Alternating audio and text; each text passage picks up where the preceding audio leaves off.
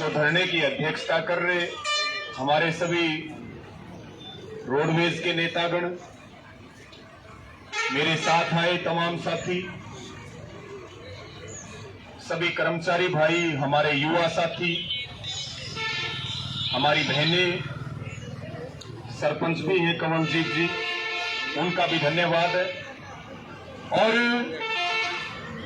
एक बार 2-4 नारे लगा लो, क्योंकि सिरसा में तो वैसे गर्मी बहुत हो रही, तो मजबूती के साथ नारे लगाओ। 2-4 बात आपके बीच में मैं रखूंगा।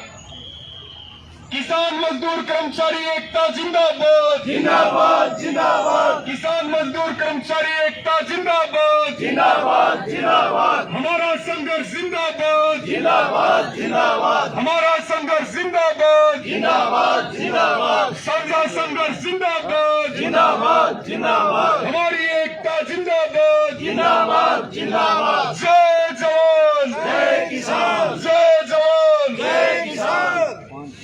तो साथियों, दूसरे दिन मजदूर दिवस पे धरना शुरू हुआ। आज धरने का दूसरा दिन है और मांग जो है वो बिल्कुल एकदम स्पष्ट है कि जो राष्ट्रव्यापी हड़ताल थी, उस हड़ताल में 2 मुकदमे दर्ज किए गए। एक मुकदमा सिरसा में दर्ज हुआ और एक मुकदमा डबवाड़ी में दर्ज हुआ, जिसको लेकर के करीब 5 जो रोडवेज के साथी हैं वो लगातार जेल में हैं और भी कुछ साथियों के नाम उस मुकदमे में है जिनकी गिरफ्तारी नहीं हुई है। तो बिल्कुल स्पष्ट मुद्दा बिल्कुल स्पष्ट है कि जो ये 2 मुकदमे दर्ज हुए, सरकार इनको तुरंत रद्द करे और जो भाई हमारे जेलों में हैं उनको ससम्मान जेल से बाहर निकाला जाए और वो अपनी ड्यूटी के ऊपर काम करें। इस मांग को लेकर के आप बैठे हैं। आप सब बहुत बधाई के पात्र हैं, सब धन्यवाद के पात्र हैं साथियों, क्योंकि हड़ताल जो थी वो निजीकरण के खिलाफ थी और यहाँ जो सिरसा में हुआ वो पूरे हरियाणा में भी वायरल हुआ। और जो संघर्ष से अलग हट करके, जो अपने कुनबे से टूट करके और जो आंदोलन के अंदर कमजोरी करने का काम करता है, उसको गद्दार कहा जाता है। और हमने भी गद्दार कहा है, कोई जुर्म नहीं किया, कोई अपराध नहीं किया, गद्दार को गद्दार कहा। और भाई जो गद्दार होते हैं, आज तक कभी भी गद्दारों के बताओ फूल की माला पड़ती दिखी हो तो बताओ कौन सी माला पड़ती है जो गद्दारी के काम करे? तो भाई जब गद्दारों के जूतों की माला पड़े तो फिर हरियाणा सरकार में बैठे हुए अधिकारियों के और हरियाणा सरकार में बैठे हुए नेताओं के पेट में दर्द क्यों हो रहा? क्यों उनके पेट में दर्द हो रहा? मैं इस बात के लिए भी आपका धन्यवाद प्रकट करता हूं कि जो ये ऐतिहासिक किसान आंदोलन चला और उस किसान आंदोलन के बाद सारे वर्गों को लड़ने की एक ताकत मिली है। एक समय था जब हरियाणा रोडवेज की यूनियन इतनी मजबूत हुआ करती थी कि पता नहीं कितने मुख्यमंत्रियों की कुर्सी आपकी रोडवेज की यूनियन ने हिलाने का काम किया है। ये आपकी ताकत थी, आपका इतिहास था। लेकिन बदलते समय के साथ यूनियनें बढ़ती गई, सरकार जिसकी आती गई उसकी यूनियन बढ़ती गई, भाईचारे को तोड़ दिया। कमजोरी होगी तो फिर निजीकरण हावी हो गया। हमें हरियाणा रोडवेज को बचाना पड़ेगा। ये जो बस हमारे सामने खड़ी है, ये हरियाणा की शान है। ये जो रोडवेज है, हरियाणा की पहचान है। ये हरियाणा रोडवेज की जो बसें सड़कों पे दौड़ती हैं और जो निजीकरण के खिलाफ हड़ताल हुई, वो केवल एक ट्रेलर था। 2 दिन की हड़ताल ने पहली बार पूरे देश में ये ताकत दिखाने का काम किया कि अब जो है देश बचाने के लिए पूंजीवाद के खिलाफ, निजीकरण के खिलाफ किसान भी लड़ेगा, कर्मचारी भी लड़ेगा, मजदूर भी लड़ेगा, व्यापारी भी लड़ेगा, दुकानदार भी लड़ेगा, छात्र छात्राएं भी लड़ेंगे, सब मिलकर के लड़ेंगे, क्योंकि रोजगार भी बचाना है और देश की संस्थाएं भी बचानी है। ये हमारा लक्ष्य और हमारा टारगेट है। तो साथियों, 2 दिन की हड़ताल में आपने बहुत बढ़िया ट्रेलर दिया। अब जो है अगली जब घोषणा होगी पूंजीवाद के खिलाफ, अगली जब घोषणा होगी प्राइवेटाइजेशन के खिलाफ, अगर ये सरकारें नहीं जागी तो अब की बार पूरी फिल्म चलानी पड़ेगी। हम फिल्म चलाने के लिए भी तैयार रहे, अपनी संगठन की ताकत बढ़ाएं, अपने भाईचारे की ताकत को बढ़ाएं। तो हमारा जो ये धरना चल रहा, इसको पूरे तरीके से भारतीय किसान यूनियन का भी समर्थन है, इसको संयुक्त किसान मोर्चा का भी समर्थन है। सिरसा का जो प्रशासन है या यहाँ के जो एसपी हैं, वो ये बात कह रहे कि मैं तो दबाव में हूँ। मुझे अभी भलारा जी बता रहे थे कि एक मुकदमे में तो एफिडेविट तक दे दिए गए, ऐसा ही है, और राजीनामा हो गया।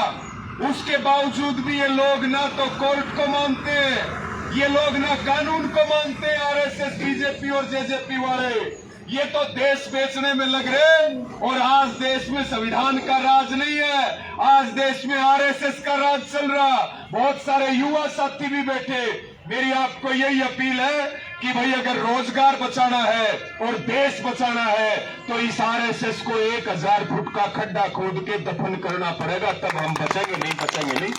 तो साथियों, आज जो वहां भी फैसला लिया, जो भगत सिंह स्टेडियम में जो पंचायत थी उसमें भी जो फैसला लिया वो भी आपके आगे रखे।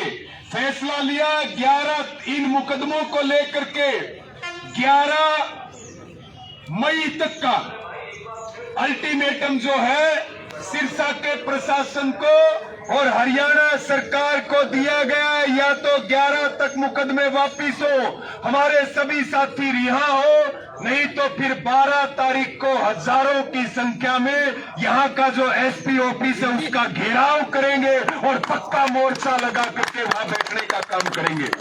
तो मैं सभी साथियों को धन्यवाद देता हूं और आप सबसे अपील करता हूं कि जो ये 12 तारीख है, या तो 11 तक मुकदमे वापिस होंगे, नहीं तो फिर सारे मिल करके हम लड़ेंगे। कर्मचारी भी लड़ेंगे, किसान भी लड़ेंगे, मजदूर भी लड़ेंगे। लेकिन जो साथी हमारे जेलों के अंदर बंद है या जिन साथियों की नौकरी के ऊपर डाका डालने का काम किया जा रहा, हम किसी भी कीमत पर ना उनको जेलों के अंदर रहने देंगे और ना नाजायज मुकदमे उनके ऊपर लगने देंगे। पूरी ताकत के साथ लड़ेंगे। सभी हमारे साथी, सभी भाई 12 तारीख के लिए जोरदार तैयारियां करें। सिरसा का एसपी कह रहा, बोला मेरे ऊपर दबाव बहुत है, और भाई मुकदमे तो झूठे, डकैती के मुकदमे लगा रखे, सरकारी ड्यूटी में बाधा डालने के, सरकारी लोगों के ऊपर सरकारी ड्यूटी में बाधा डालने के मुकदमे, और जो सरकार का कोष भरने का काम करते हैं सरकार उनको डकैत बता रही, सरकार उनको डाकू बता रही है, सरकार झूठे मुकदमे दर्ज कर रही। एसपी कह रहा मेरे ऊपर दबाव बहुत है, मुकदमे तो झूठे हैं। आज हम वहां भी कह के आए, यहां भी कह रहे कि भाई एसपी साहब, आप जो है एसपी हैं, आप आईपीएस हैं, आप चुनाव लड़ करके नहीं आए, आप पढ़ाई करके आए हैं और आपको भी संविधान की एक शपथ दिलाई जाती है। आप अपनी जिम्मेदारी को समझिए। आपका क्या काम है? सबके साथ न्याय करना, आपका काम है सबको न्याय देना। आप मुकदमे रद्द कर दो, आपका दबाव हम झेल लेंगे। हमने बता दियो आपके ऊपर कौन सा दबाव डाल लगा। आप ये काम करके तो देखो, वो भी फड़ा देना आ जाती है। ये अपनी जिम्मेवारी तो निभा करके देखो। तो तमाम साथियों ने मुझे सुना और बहुत सारे युवा साथी भी बैठे।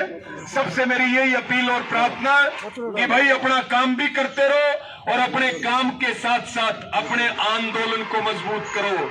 आज जो है सरकार को ना किसान चाहिए, ना सरकार को फौजी चाहिए, ना सरकार को पुलिस चाहिए, ना सरकार को कर्मचारी चाहिए, ना सरकार को हरियाणा रोडवेज चाहिए। सरकार को चाहिए सुई से लेकर के जहाज तक पे अडानी अंबानी का कब्जा हो, प्राइवेटाइजेशन हो, हम उनके बंधुआ मजदूर बन करके काम करें। हमारी लड़ाई बहुत बड़ी है, इसीलिए सभी साथियों से ये अपील और प्रार्थना है कि आज आपको केवल पढ़ना नहीं पड़ेगा, आज केवल आपको अपनी नौकरी नहीं करनी पड़ेगी, उसके साथ साथ में आपको आंदोलन करने पड़ेंगे, आंदोलनों को मजबूत रखना पड़ेगा, तभी हम जाकर के इन तानाशाही सरकारों के घुटने टिकवा पाएंगे। और किसान आंदोलन ने आपको दिखा दिया, या तो 1907 में अंग्रेजों का शासन था, उस समय किसी सरकार ने बना हुआ कानून वापस लिया था, और यह आजादी के 75 सालों बाद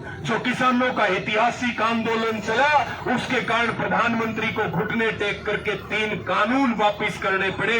आपको किसान आंदोलन ने बता दिया कि जो लड़ेगा वो जीतेगा। जो लड़ाई धैर्य, अनुशासन और शांति के साथ लड़ी जाती है, और आंदोलनों की यही कहानी है। आप जब आंदोलन लड़ते हैं, जब ईमानदारी से आंदोलन लड़ते हैं, तो आप पहले भी जीते थे और आप आज भी जीतेंगे, आप कल भी जीतेंगे, और हम इन सरकारों के सामने घुटने किसी भी कीमत पर नहीं टेकेंगे। सभी साथियों का धन्यवाद, सबका आभार, और इसी ताकत के साथ हम मिलकर के काम करें। जहां हमारी जरूरत पड़ेगी पूरी ताकत से आपका समर्थन करेंगे। जो भी आप भरोसा और विश्वास करते हो, आज एक मुहिम चल रही, उस भरोसे और विश्वास को अंतिम समय तक जीवन में टूटने नहीं देंगे। सबका धन्यवाद, सबको जय जवान जय।